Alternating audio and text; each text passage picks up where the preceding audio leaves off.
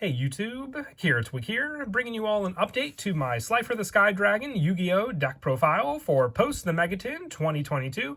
With this deck profile, I'll be focusing more on the Slifer the Sky Dragon support and not so much the Arcana Joker support that I used in my last update.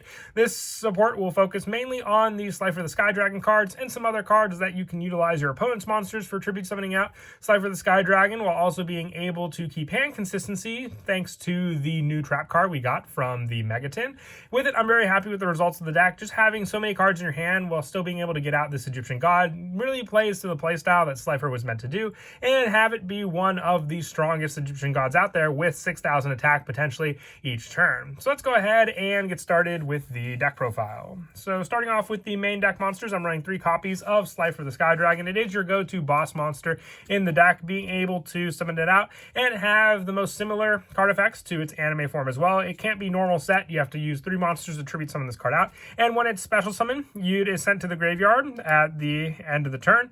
Also, it gains 1,000 attack and defense for each card in your hand, and also if your opponent summons a monster in face-up attack position, it loses 2,000 attack, and if it goes down to 0, you destroy that card, making it very difficult for your opponent to keep a monster on the field because of this card, and also just being able to utilize the new trap card along with Slifer to keep hand consistency while still being able to set up other plays to be able to summon it out later on in the game as well.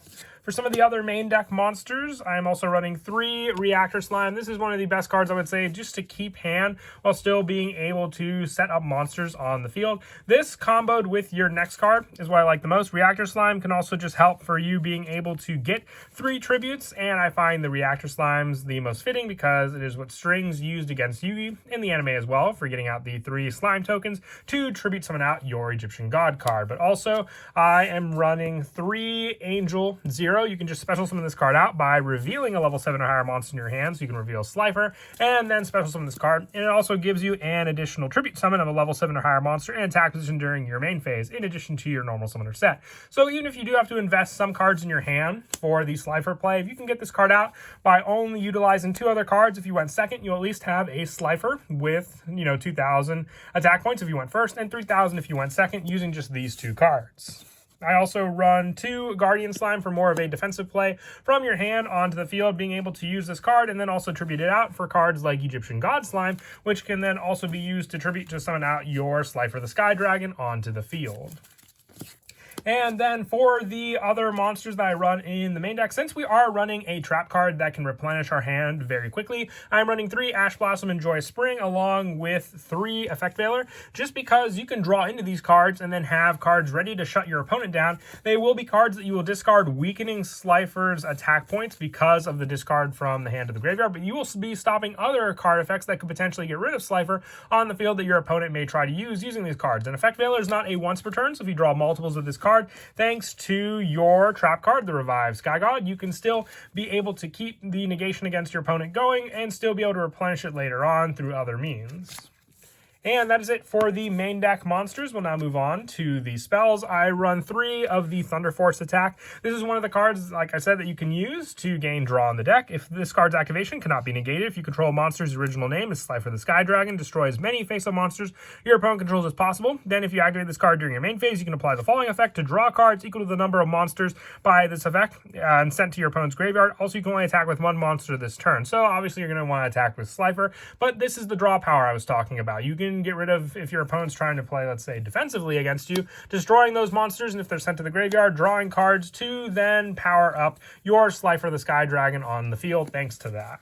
I also run 3 Soul Crossing, which can let you use your opponent's monsters for the tribute summon of your Egyptian God card. The only restriction is for this card during the end of the next turn, until the end of the next turn after this card resolves, you can only activate 1 card effect excluding an Egyptian God card. So you'll still have Slifer on the field to use against your opponent, and then just the 1 other additional card you may want to use.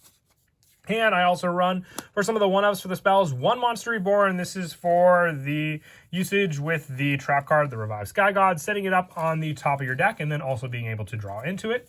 The 1 Foolish Burial for setting up Slifer and the Sky Dragon in your graveyard, which I'll go over at the end of the video for that combo.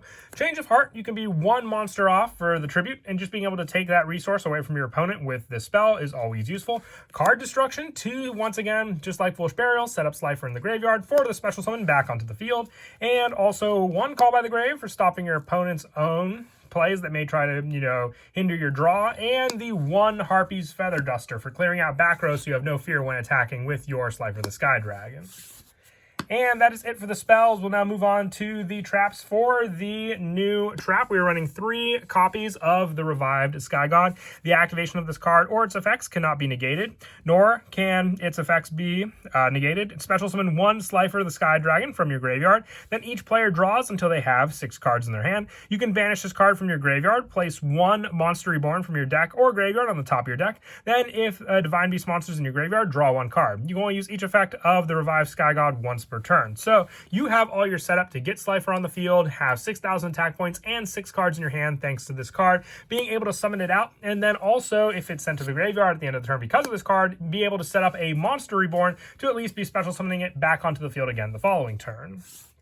I also run 3 Trap Trick. This is just so you can see that trap much more quickly. You banish the needed card, set another one on the field, and you can activate that turn. So this is just basically like having another The True Sky God in your deck ready for you to activate. You definitely want to run this just so you have a better chance at seeing this card, because then you also just want to be able to set up Slifer in the graveyard that much more quickly, and that is why we're running some of the other cards like Foolish Burial and Card Destruction to get into the graveyard that much more quickly as well. I also run 2 Ultimate Divine Beast with this card. When an opponent's monster declares an attack, you can discard 1 spell or trap card, then target 1 Divine Beast monster in your graveyard, special summon it in defense position, then change the attack target to it. And during the end phase, if you control a Divine Beast monster, you can destroy all face-up cards your opponent controls that activate their effects on the field this turn. So this is just another card you could also potentially draw into thanks to your True Sky God or the Revived Sky God, and then be able to special summon it back onto the field after you use the Monster Reborn and the first initial special summon of the Revived Sky God.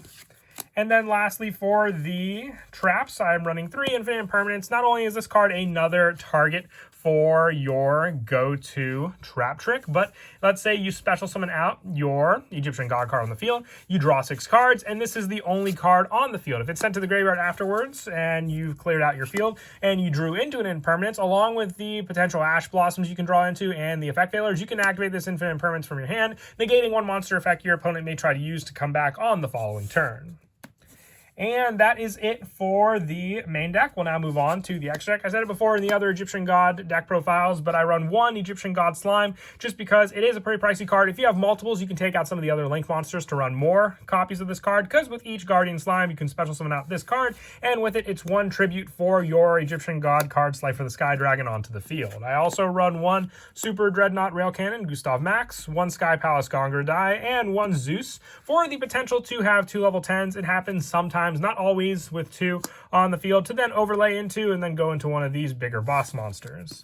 And then for the Link monsters, I run 1 Salamangreat Almirage for the Angel 01s and the Reactor Slimes, 1 Underclock Taker, 1 Area, the Water Charmer, and 1 Lena the Light Charmer, 1 Beat Cop, along with 1 Nightmare Phoenix and 1 Nightmare Cerberus. And I'm also running 1 IP Masquerena to have the potential to go into cards like Nightmare Unicorn, and also Boral Sword Dragon and Apollosa to have some more monster effect negation. You don't go into the Link 4s often, but I like to have these options available to you in the deck. As for some of the go-to plays in the deck, like I said, the setup for Slifer in the graveyard is very vital for this version of the deck. So if you activate cards like Foolish Burial and can get Slifer set up in the graveyard, it's all the better, because then cards like the Revived Sky God can then special summon it back onto the field, special summoning out Slifer, giving you 6 cards in your hand. So depending on what you draw into, it could be the potential hand you see here, which would be definitely useful, because then you'll not only have answers for other cards, cards, but more of a defensive play style, more of a monster comeback. It all comes down to just what you draw into and having this card on the field. And then with the Revived Sky God in the graveyard, Slifer sent there the following way. You can banish it, setting up the Monster Reborn that may either be in your graveyard or still in your deck, placing it on the top of your deck. And then since you have Slifer in your graveyard, you're able to draw it, activating it and summoning out Slifer back onto the field again, and still having the good majority of the other cards, unless you used a hand trap or two against your opponent, with still enough to either swing into some bigger monsters and still keep it the following way until it's sent to the graveyard after that in the next turn. But that is it for the deck profile. I hope you all enjoyed the video. With that, we finished all of the Egyptian gods for their new support from the latest 2022 Megatin, and I hope you all enjoyed as well. And as always, until next time, please don't forget to leave a like and subscribe, and Kira Twig out.